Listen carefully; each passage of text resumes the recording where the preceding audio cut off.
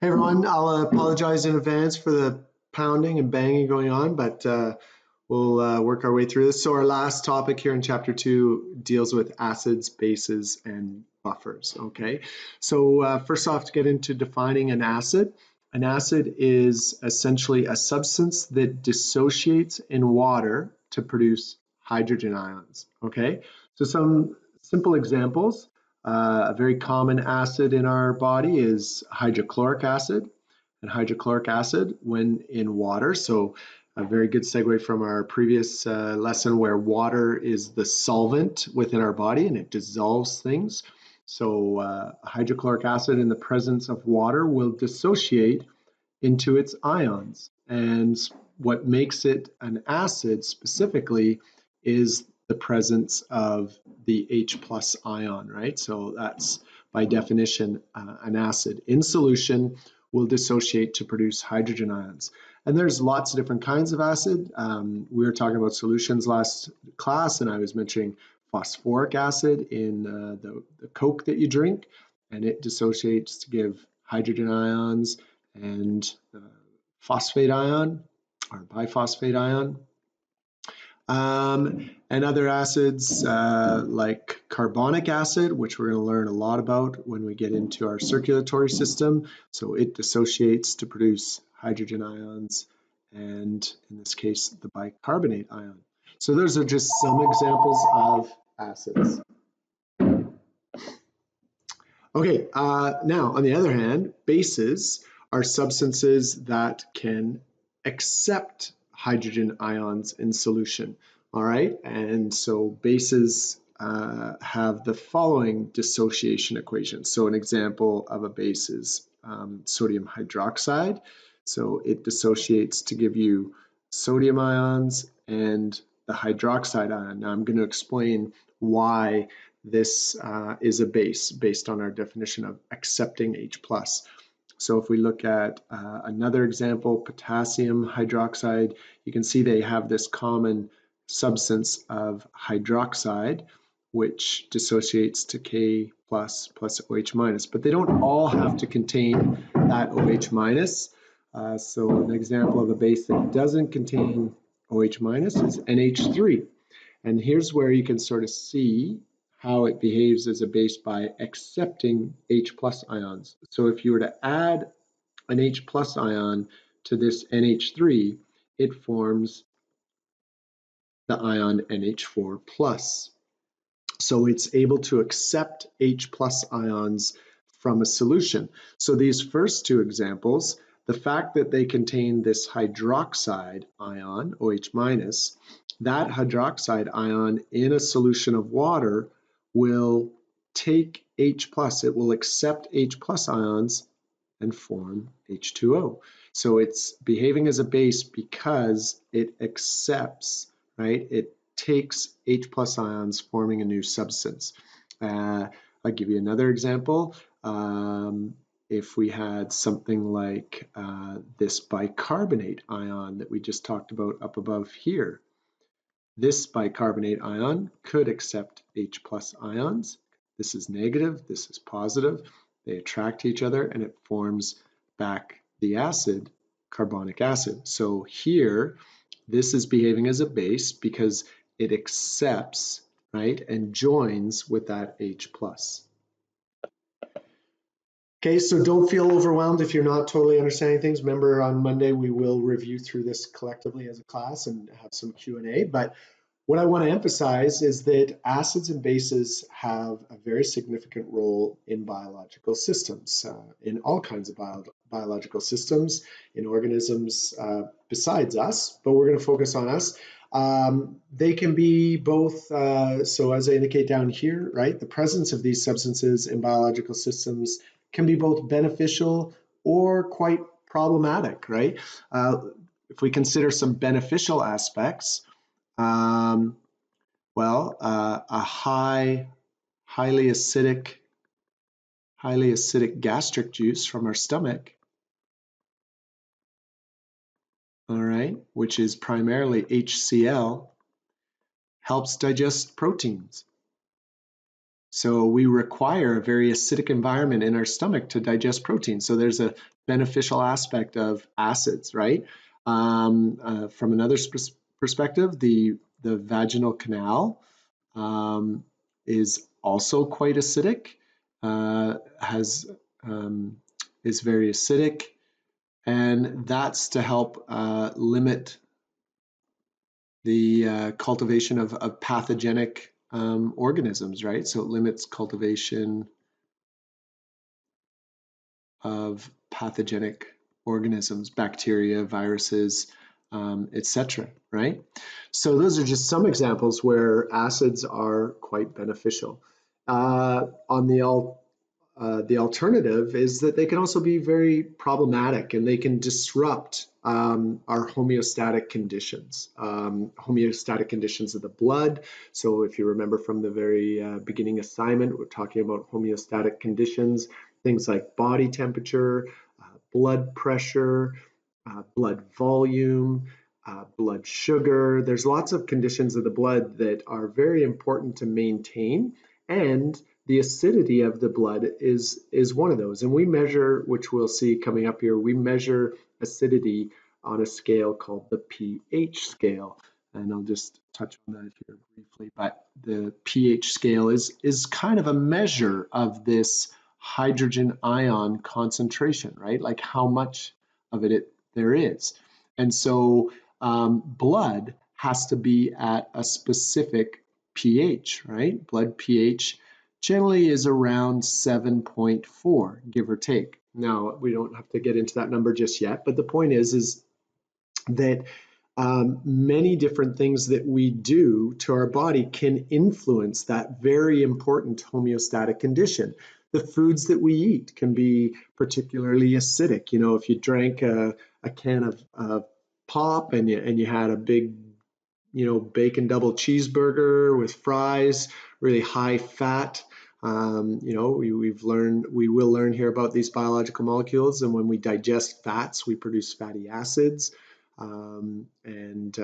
So, you know, the foods that we eat, exercising, right? Maybe you've all heard the term lactic acid, and we'll talk more about that coming up. But these kinds of acids that are external to the body that we take in the food that we eat or exercise, they can disrupt our homeostatic conditions, which can result in molecules, proteins, tissues, and organs not functioning properly. All right. And so we're going to look at acids, bases, and very importantly, buffers, which help our body to stay at constant pH and help maintain homeostasis. So we need to understand a little bit about how acids work throughout our body, and especially we need to look at their role with respect to water, because remember, water is the solvent, okay? So up here, recall that solutions, particularly in biology, refer to those where water is the solvent, right? And water has an interesting property that it will itself dissociate to a small degree. So remember when I said the definition of an acid is a substance that will dissociate, that means split up into its ions, all right? And so the acid HCl splits up into H plus and Cl minus. Well, water has to a very, very, very small degree, water will dissociate as well. And it dissociates into the two main ions that make it up. Now, I know you're going to say, well, I thought water was covalent, and that means it doesn't form ions. And that's totally true. That's why when I say water dissociates, it dissociates to a very, very, very small degree. To give you an example, relate to the number of people in Canada, right? There's almost 40 million people in Canada, right? So if we relate the number of people to the number of water molecules, let's say you had 40 million water molecules. Well, one of those water molecules would be an H plus ion, and one of those water molecules would be an OH minus ion. So you can see the OH minus and the H plus. And the remaining 39,999,998 molecules would be water, So you understand what I mean by dissociate to a very minimal degree. But that dissociation plays a key role when we start adding acids or bases to this environment of water, and the reactions that take place. Okay? So in simple terms, we would write this equation just as to show water dissociating. We would just write the formula, water, H2O, and it dissociates into H plus and OH minus. And it doesn't matter which order I write those things in. But what I want you to pay attention to is this double arrow, okay? That means that these two ions can come back together and form water back. So this is constantly happening. You know, when we consider these 40 million water molecules, at any given time, one could be splitting apart to form these two ions at the same time as those two ions are coming back to form another water molecule, right? It's dynamic. Now let's consider if we add an acid to this solution, okay? So if we add something like HCl, which is an acid, so what's going to happen is we're going to add acid into this water solution, and what's going to happen is that acid is going to give up its H, right? That's what an acid does. It dissociates, giving H plus into the solution. We go back up here, right? Remember this H plus. And in doing so, if you remember the polarity of water, right, with oxygen having this slightly negative end, well, when the acid gives up its H, water takes it and it forms this new molecule called H3O plus, which really is just the measure of our H plus ion. And as a result, we're left with this little chloride ion left over. But this substance right here is what represents our acid, all right? Now, if we were to take a base, let's say, so let's use, for example, our NH3. So let's say we add NH3 to a water solution, and we end up with, we've got H2O plus NH3. And remember that a base can accept an H. So in this case, the base is accepting an H from the water, forming NH4 plus, and we're left with this OH minus, okay? And again, remember that was one of the substances that determined if something was a base or not. So these are chemical reactions that occur in our body. What you need to understand is water is the primary solvent throughout our body, in our blood, inside of our cells, in the tissues, in between our cells, everywhere.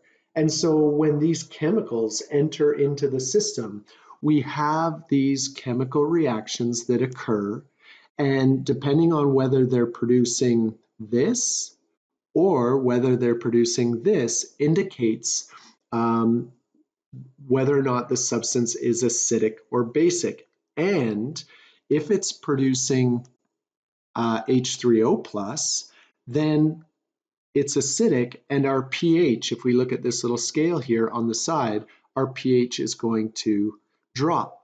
So the more of this that you produce, the lower the pH. It's kind of an inverse relationship, right?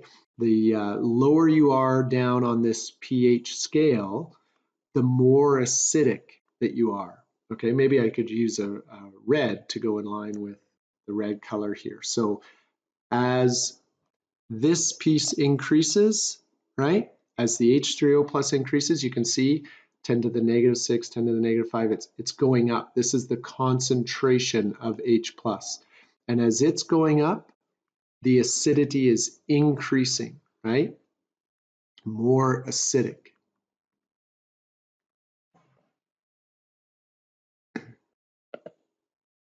Now, on the flip side, right, is if we produce lots of this, okay, so if we have a lot of base, we're going to end up with a lot of this. And remember what happens is that OH minus can take up the H plus. So that OH minus takes up the OH minus, forming water. And so what's going to happen is the H plus concentration is going to go down. Now, I know we're going up on the scale here, but you have to look at the numbers, times 10 to the minus 8, times 10 to the minus 9.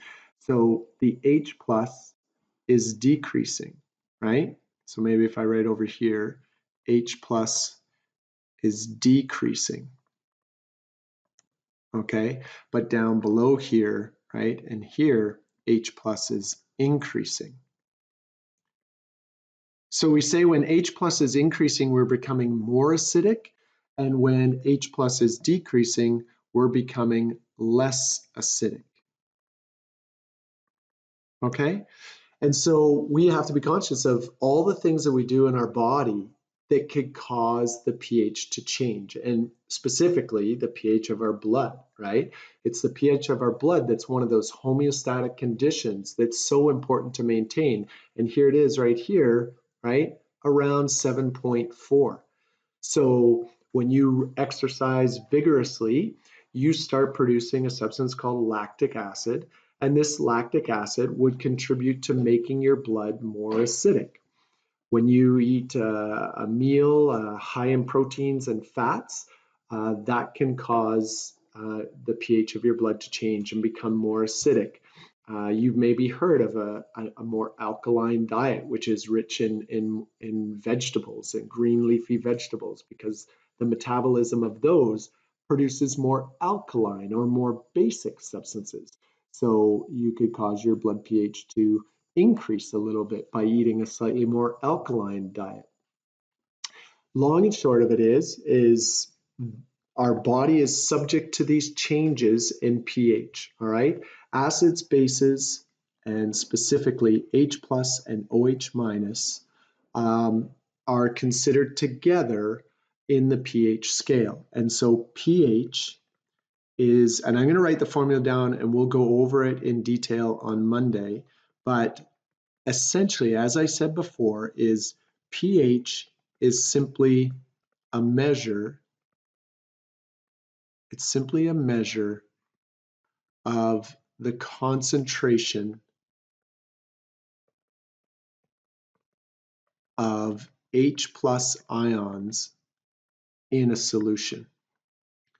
And you'll see on Monday when we go over it in detail why it has this inverse relationship. So in other words, if H plus goes up, right, then pH goes down, and vice versa. If H plus goes down, then the pH is going up. Okay, so in other words, if you're contributing H plus ions into your blood, the pH is going to drop, it's going to become more acidic. But if you take up H plus ions out of your blood, right, then the pH is going to, or sorry, the H plus is going to drop and the pH is going to go up. And that's what that scale is. And we'll go through lots more of examples. So the end result is, just like we talked about how water has a pivotal role in keeping your body temperature constant, right? So remember that theme in this whole course, and that is how maintaining homeostasis is key to proper body function. So just like we looked at water's role to help maintain body temperature, in the case of the effects of acids and bases in the body, we have to consider buffers. And buffers are substances present that, so buffers are chemical substances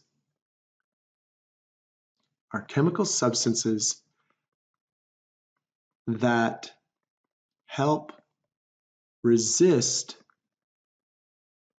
changes in pH.